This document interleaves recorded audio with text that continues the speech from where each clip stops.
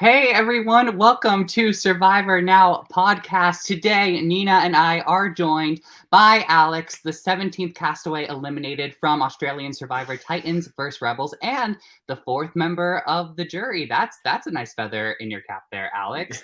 I mean, it's so good to finally meet you. I'm so sorry that it's under these circumstances. So tell me, what was your viewing experience like? Did you get to watch the episode? Are y'all caught up?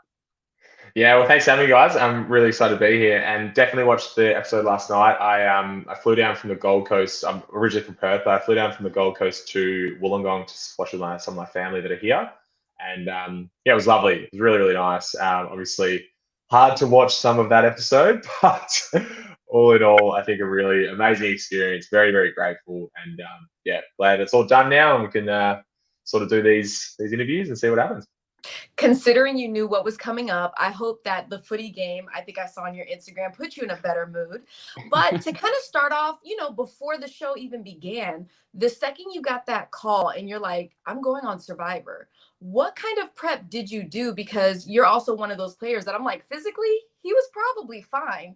So did you do any prep? And if you did, what did that look like? I did no prep physically, like nothing at all, nor none of the fire making or anything. Like I was just watching as many seasons as I could and just trying to understand how to play this game. I watched it growing up as a kid a little bit, but like never religiously. And I only started like binging it when I was applying after I met Lockie in Africa, and we decided that I was going to apply for the show. He suggested that I do it there, so I made the application video at the top of Kilimanjaro. And then once I got through to the next round, I was like, oh, I'm gonna actually start watching this and figure out how to play this.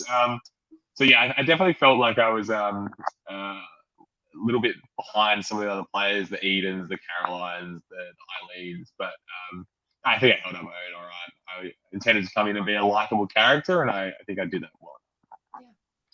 I think so. I would say I think you definitely have your fans, Alex. It was so much fun watching you this season, and particularly in your interactions with Kelly. So I do have to ask this question: what is your relationship with Kelly now that you're done filming? How are things between the two of you? That's a really good question, and it's probably not a question I'm finding most difficult to answer today. Um, what's my relationship with Kelly like? She messages me quite a lot. I wouldn't message her as much as she messages me. I can handle her, but I wouldn't spend time with her if I had the choice. She is genuinely exhausting, but at the same time, she's coming from a really good place. There's never any harm or any bad intentions coming from the way that she acts. I just don't think she thinks before she says some things. So still love the girl though. Still love her. And if I saw her at the pub, I'd have a beer with her. It's always good after the show, no matter what the situation was, to at least have some kind of Yeah. relationship. Because there's some people, myself as well, it's like a hey text, but I don't live Ah, in the country, so I don't even have to go out of my way to avoid them.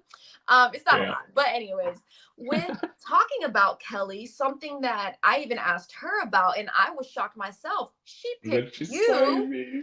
over Tobias. Now, of course, you knew she did that. You guys Mhm. still, something I almost admire is that although you were appreciative, it wasn't like you're gonna fake like now we're Mm, besties. Like that's not the case. yeah. But instantly, what was your reaction the second you heard it? Like what was going on in your head when you're like, dude, did she really save me? I was shocked. I was absolutely shocked, and I probably didn't show enough gratitude at the time. It changed my game. Like I very well could have been going home that day, which would have been a real shame for the experience. So I am grateful now, but I definitely didn't show at the time. I went back to the beach, and there was like the group that was voting for me were so shocked, and they just couldn't understand. And I had stuck in behind that conversation. Like no one knew I was there. I was just listening. She's sitting there going, now I've got him on side. We can use him, and like I'm going to be able to, trick him moving forward, and we'll get him next time. And I was just like, so I heard all of that, and I then just walked into the conversation. Said, Kelly, I don't owe you a single thing, mate. I'm sorry, I appreciate it, but that's like I'm still not going to bend to your will. Yeah. And then that was pretty much it. Like there was we never really worked together from there on. So it was very grateful, but I don't know what she was thinking. Really, no idea. Yeah. Thank you. Another relationship that I wanted to ask you about was your relationship with Valeria, because how did it go from you thinking that there was a chance that she was going to blindside you when you chose not to play your idol to then playing your idol for Valeria at the following or one of the following tribal councils. For then it seemed like you two were actually starting to work together before she got voted out. So tell me, like, how did that operate? Mm. How did that happen? It seems like it's such a quick time. Like tribal, when she's saying all those things about me, and I'm saying you're not going to flush my idol, and then it just seems like we're straight into working together. But it is like a couple of days time, so a lot's going on. And Mark and I had a closer relationship with Mark than probably see on the show. We were really like close buddies, and then obviously we had some form of a relationship in the game as well.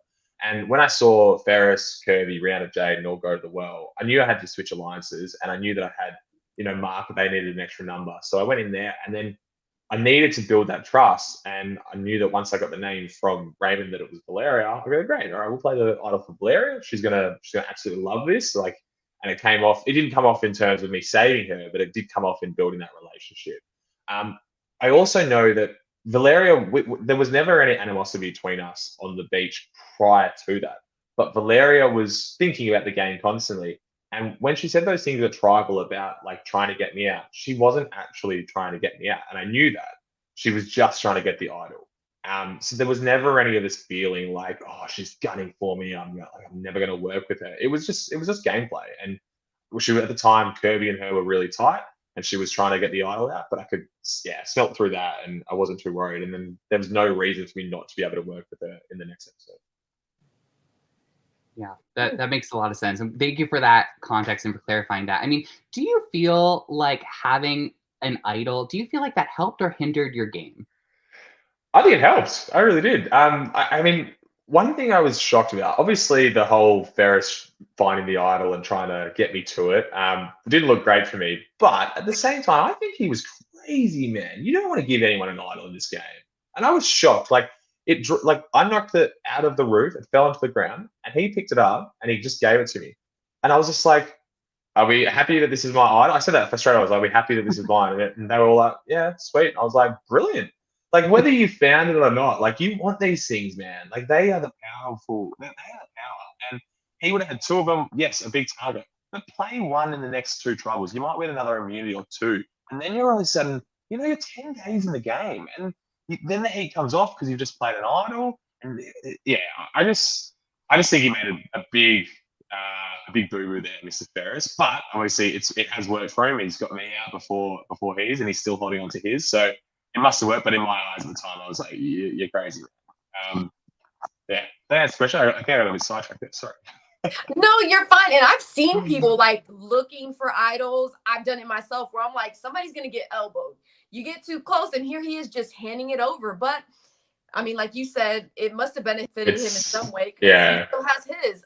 Exactly. But with talking about Ferris and kind of your relationship, we see almost in a few back-to-back episodes, like you guys had a falling out. You had some words with him. You then have a falling out with Kirby, had a few words with her.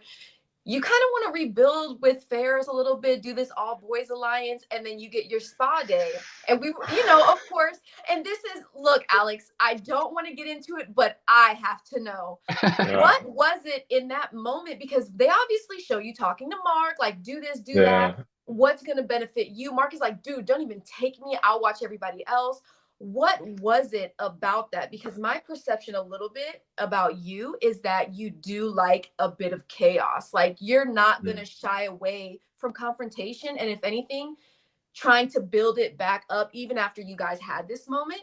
But then you like, Ferris, I want to work with you. Kirby, all right, let's keep gunning for each other. But then you bring her. So I do want to know a little bit, like, what was that choice in that moment? Because I know you did mention, like, I kind of regretted it in the episode, but you didn't regret it at the time. What was that? This was definitely, and I've said it before on the Instagram, this was the biggest mistake of my game. And it really frustrates me thinking about it. But I mean, you'll know better than anyone, Nina, that you're out there and making rash decisions can sometimes be really difficult, even if they're completely obvious. So at the time, Mark and I, prior to the challenge, had said to each other, if either of us win this, split up. Like, we want to keep hooks in at both sides and let's just understand it. And I knew that Mark is an ex-diplomat, really, really good talker. I thought, let's leave the boys with him, and I will, pretend that I'm going to work with Kirby, and then we'll devise this plan to get her, or to get her, or potentially Rhea if she doesn't win the immunity. Now, it was a super move. It didn't work, and looking back on it, like if I just said to Mark, "Nah, mate, like come to the spa, we'll bring Ferris and Ray, we'll do it all together." Like, how different does the game go from there? And I kick myself that I didn't do that, but yeah, it's just one of those things. You're out there, and your just brain doesn't really make sense at times. Thank you for answering that, by the way. I don't like to pick, but it is one of those things. Of course, it's your job, Nina. I get it. I mean, listen, I own that one. It was a mistake, definitely. Well, from someone who hasn't played the game, but as a viewer, I can imagine for both of you, it's like opportunity in this game can come from anywhere. So it wasn't necessarily a move that I blamed you for making, but going into that tribal council that you ended up getting eliminated at, whose votes did you think you had at that point? So Ray wins the immunity. We come back to the beach, and I knew immediately, having a conversation with Ferris and Ray, that they were not on board. I was like, these guys just tell me what I want to hear. They've obviously had conversations with Kitty, and like you think in Ferris's mind, what does he need right now? He wants to get Rihanna out, definitely. She's the biggest threat in the game. He's got hooks in with Kirby because this is a big shield that he can use later in the game, right? And me, now I'm probably the biggest challenge threat after Rihanna. So he would not jeopardize getting rid of Kirby at this point in the game to save me. And it was very clear in those conversations I was having with him that that was the case. Caroline, we had spoken to Caroline about, voting with the Boys Alliance to get out Kirby. But in Caroline's mind, she's thinking longevity. She will not vote with me unless she's absolutely certain that Ferris and Ray are on board. And then obviously a conversation with Ferris and Ray that probably you didn't see on TV, she realizes, are they not on board? So that she's not going to vote. So it was very clear. And when she goes to speak to Kitty, I knew, like, yeah, she's not on board either. So heading into tribal, you don't really see it, but I just knew. And I was like devastated. I was sitting there going, 39 days I've been spending out here. And it's just not wasted. It's never wasted, but that's how it felt at the time. I was just like, oh, it's coming to an end. And I was just frustrated. I let my emotions get the best of me, and just started swinging. And I mean, it's a good way to go out, really. Like I wasn't disappointed, but that was just how it all happened, mate. I can tell you, like, it is something that a lot of Survivors players do, including my mom. She will go out guns blazing the second she's like, I'm done. I'm going to go ahead and do this. However, I do want to know, in that moment, you're like, okay, I'm going out. With the way you spoke, were you actually trying to convince one person, for example, like Ferris, who can get into people's ears at a live tribal? Or were you like, I'm just speaking to everyone here in hopes that somebody will stand up and start the trend of like, screw it, don't vote Alex, vote Kirby? Like, I kind of want to know, were you looking at one person? I think the delivery needed to be much better. If I had every intention. I know that this game's not over till your torch is stuffed. So I had every intention of changing minds, but I didn't handle it the best that I could have. And I think if I had potentially thought about that a little differently and come at it from a different angle, it could have worked. It absolutely could have worked. But I was, as I said, the conversation at the beach, I was adamant that Ferris needed Kirby later in the game. Ray was never going to vote against Ferris, and Caroline realized that, and it was going to be, it would have needed a miracle, and I just didn't have it in the bag to whip out, unfortunately. Okay, I understand. Yeah, it makes sense. And I would be disappointed if I didn't find an opportunity to bring up, you did mention your challenge capabilities. That save that you did in that last immunity challenge, how the heck did you manage that, Alex? I don't know if you have like a way to describe what you did, but I was so impressed. That was this is the first time someone's asked me about that today, so I'm actually excited. It was sitting there, and like I've been competing against Rihanna in 2 or 3 of these really long endurance challenges, and she is just an animal, man. It's so impressive how well she copes with pain. And like I just wobbled at one point, fell down, and JLP's like, "You're all good, like it's fine, I can get back up." And I'm just I hung there for a little longer than you see on TV. So I was there for maybe a minute, just like holding myself. It wasn't the most uncomfortable position because the sandbags were right at the top, so I could actually just hold myself there. I was sitting there for a little bit, and then I was just like, "Oh, yeah, I gotta get back up. I can't give up yet." and then I just started like moving. It took me like a few goes to like try and do it, and then it like I finally got back up. And I remember thinking, I was just like, that is gonna look so good on TV. That's gonna look heavy. And I remember like composing myself a little bit. I was like, I've got to win this now. I just have to win this at all costs. But she's just like, it's so painful. And like the bags are so heavy and the feet were so sore. And I just kept looking over at her. I was like, she's like a rock. There's no way I'm going to beat her. And to her credit, mate, she's a champion. I was gutted though that I didn't win one of those necklaces. I wanted one so bad, so bad. I thought it was gonna be your moment because I'm like, man. I know, like, and you're like, this is gonna make the edit. Like, there's no way it's not. And then you see it, and I'm like, dude, if he wins, like, oh my gosh. Yeah. And she does look cool as a cucumber. Like, she is one of those players that you're like, crap, I don't want to go against her. But considering we're talking about your challenge performances, because even though you never got a necklace, you won rewards, you did things like that. So I kind of have a two-part question. One, did the lasagna really not sit well? Because I'm like what was that?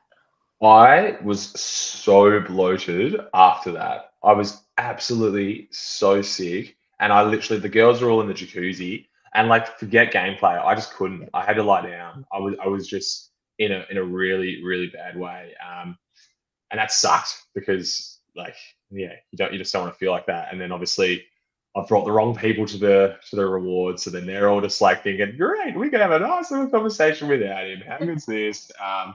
Yeah, the bloody lasagna killed me. Honestly, it was bad.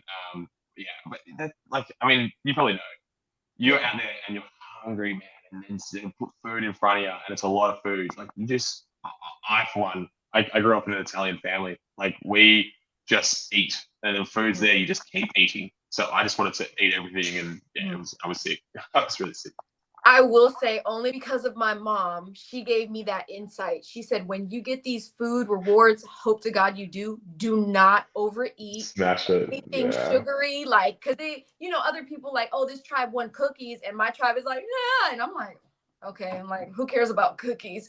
But I have seen people like David Zaharakis ate that whole chocolate cake. He was out of it for an entire day. And I'm like, dude, I'm so sorry. But talking about, again, challenges, winning rewards, being that you are so physical in a lot of these challenges, especially when the tribes were still together, were really good and easy for you. I'm not going to say easy, but because you're physically able to hold your own. What was it that you found hard looking back at the Survivor experience that you're like, man, I didn't expect it to be that bad? Day one was really hard. It rained day one, and we didn't have shelter or anything yet. That was tough, and like, I knew it was going to be like cold at night, but when everything's wet, people don't realize. Like, I've had people on Instagram saying, "Oh, why are you in Speedos when you probably didn't even need to be for that challenge?" I'm like, because if you're wet, if any of your clothes are wet, they're just wet forever. People don't understand. Oh, it looks sunny, it'll dry. No, if something gets wet, it is just damp and it's cold, and then the wind hits it at night, and you're just freezing. So that was probably the hardest thing, is sleeping. I remember it was it's like day 10, and our shelter's not up to scratch yet. Like, it's still dripping when it rains. And I remember all of us it starts dripping, and we're trying to sleep. It's the middle of the night. It's cold. It's dark, and we just take off all our clothes. And we put them like in between our legs, and we just huddle over them like a little penguin, just trying to keep our clothes dry. And then it finally stops. I grab my little sarong, and I pat down my little palm thong, and I put like my warm jumper back on, and I lay down. Like, just the sleep deprivation was probably the hardest thing. And then the gameplay. Like, I obviously knew that it's a game of manipulation, a game of deceit. But there was one moment where I just realized how well people were playing this compared to me, and the lying directly to people's faces. I'm a very authentic person in the real world. I don't mind speaking my truth, and I like to hear the truth from everyone else. So when it was a real shock for me at some point, and then you're constantly overthinking the game. I don't know if you had this experience. You're just overthinking and overthinking. There's no way to distract yourself. There's no books. There's no phone. And you're just like, yeah, the amount of overthinking that happens as well. I'm like, they blink twice. They're not with me. Oh my God. Stuff like that, literally. Like, that was really the psychological challenges. I mean, the sleep deprivation, the cold and everything, yes, but I was always equipped to handle that. Like I've done lots of hiking and stuff like that, and I felt comfortable. I knew that if everyone else was suffering, that I would be okay in that. But the psychological side of things was really challenging as well. And my last question, if that's okay, Matt, because I know we're going to wrap up, is Please. something I like to know is waking up in the jury villa that very first day. I know Eileen, for example, she was alone. You know, that's really, really tough. And I've had my moments, first time, second time, where I'm just like, I'm surrounded by like 24 people and now I'm alone. You waking up, considering there is 3 other players already there, what was that like for you, if you don't mind me asking? Yeah, of course. It was like I felt devastated coming out of the game, but getting to the feast and then like having conversations with Jaden and Eileen and Valera, it was honestly amazing, and it made you stop and realize that like in that moment when you feel like everything came to an end, and it felt like a little bit of a frustrating waste of time. Like my life's amazing. I'm so grateful for my life, and I quickly realized that when you get to spend time with the people in the villa, and then when I get to call my girlfriend again, like and get back into my reality of life, it was just nothing seemed as bad anymore. And I'm very grateful that I got to experience it, and that I still have my beautiful life I get to come back to. Oh, thank you. Listen, Alex, I think I really started to notice you in the episodes when it was after Peter got blindsided and you got blindsided. And you said, I think I learned something after that tribal council and I'm going to change my game up. And I loved seeing you sort of figuring everything out throughout the episodes. And it's great to hear you sort of reflect on your experience. So I want to just thank you so much for joining Nina and I. I mean, now that you have all of these learned lessons, would you go back and play again if asked? I 100% would, and I would love to. I really would. I think I do a lot of things differently, and I'd be so excited to play again. Yeah. Well, I am looking forward to it. Alex, I had a great time talking to you today. Thank you so much for joining us. We hope Matt, that you all Nina, join thank you. us. Of course, we hope that you all join us on Survivor Now podcast for future interviews and, of course, the reactions to the episodes. And we will see you all another time. 100%. You guys know where to find me. Just hit me up and I'll be on the show. Love it. Thank you so much. I really appreciate it. Have Thank a great you. day.